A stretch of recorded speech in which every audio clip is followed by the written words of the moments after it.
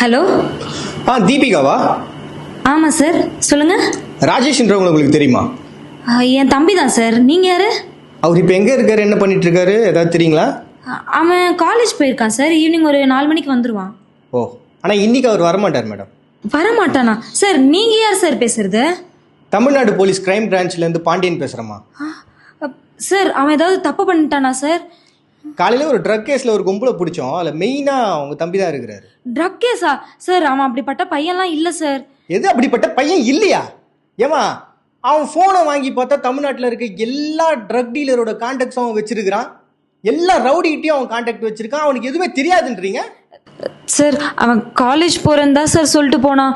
அவன் எதுவும் பண்ணியிருக்க மாட்டான் சார். ப்ளீஸ் சார், நான் என்ன வேணாலும் பண்ணுறேன் sir. Please sir, sorry sir.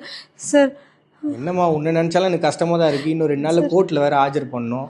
இப்போ கேஸ் கன்ஃபார்ம் ஆயிடுச்சுன்னா 5 வருஷம் முகத்தை கூட பார்க்க முடியாது. சார் சார், கோர்ட்டு கேஸ்லாம் வேணாம் சார். அப்படிலாம் சொல்லாதீங்க சார். நீங்கள் என்ன கேட்டாலும் பண்ணுறேன் சார் நான். ப்ளீஸ் சார், ஏதாவது நீ வேற. சரி, நான் ஒரு QR கோட் அமுச்சு விட்றேன். எனக்கு 50,000 ரூபாய் அமுச்சு விடுங்க. Okay sir. எல்லாத்தையும் பேசி சரி பண்ணிட்டோம்னா உங்க தம்பி ப்ராப்ளம் இல்லாமல் வெளில வந்துடலாம். அதுக்கு சொல்கிறேன். Okay sir, okay sir. நான் உடனே 50,000 ரூபாய் QR கோட் அனுப்புறேன். கரெக்டாக அமுச்சு விட்டுருங்க. ஓகே சார், நான் உடனே அனுப்பிடுறேன் சார். நீங்கள் எவ்வளோ கேட்டாலும் நான் பண்ணுறேன் சார். சார், தம்பியை மட்டும் கொஞ்சம் பத்திரமா பார்த்துக்கோங்க சார். அவன் பாவம் சார். நான் இதை உடனே. Deepika, cool cool sir. 50,000 ரூபாய் இல்லை, 1 லட்ச ரூபாய் கேட்டாலும் நீங்கள் கொடுக்குற நிலைமையில தான் இருக்கிறீங்க. அந்த அளவுக்கு பாசத்தை உங்கள் தம்பி மேலே நீங்கள் வச்சிருக்கீங்க. புரியுது. நாங்கள் தமிழ்நாடு போலீஸ்லேருந்து தான் பேசுகிறோம். ஆனால் இப்போ உங்கள் தம்பி எங்கள் கூட இல்லை. அவர் சேஃபாக காலேஜில் தான் இருக்கார். ஓகேங்களா சார்? Okay, cool. ஓகே. ஏன்னா இது ஒரு விழிப்புணர்வுக்கான ஒரு கால் தான். இந்த மாதிரி நிறைய பேர் வந்து பிளாக்மெயில் பண்ணுறதுக்காக கால் பண்ணி அவங்ககிட்ட வந்து பைசா வந்து கறந்துட்டு இருக்காங்க. ஸோ அதுக்காக தான் இந்த கால் நாங்கள் பண்ணோம். So okay sir. ஓகேவா?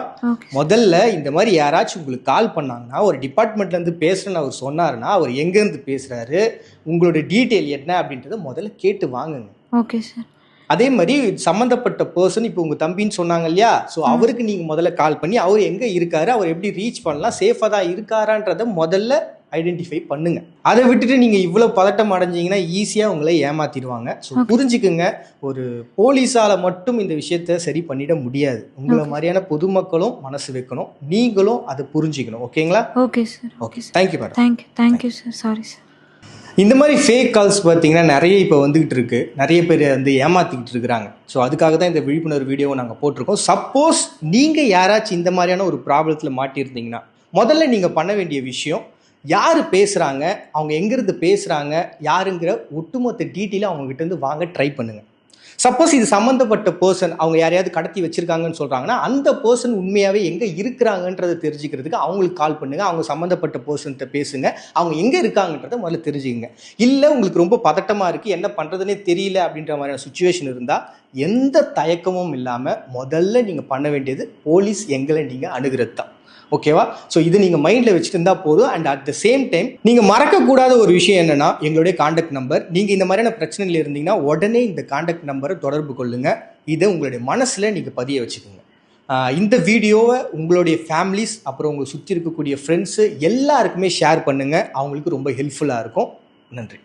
ஒருவேளை நீங்கள் இதே மாதிரியான ப்ராப்ளத்தை ஃபேஸ் பண்ணிங்கன்னா, நீங்கள் காண்டாக்ட் பண்ண வேண்டிய நம்பர்ஸ் அண்ட் வெப்சைட் லிங்க் இங்கே கொடுத்துருக்கோம். நீங்கள் அதை சேவ் பண்ணி வச்சுக்கலாம். அண்ட் உங்களுக்கு தெரிஞ்சவங்களுக்கும் உங்களுடைய ஃபேமிலிக்கும் இதை ஷேர் பண்ணுங்கள்.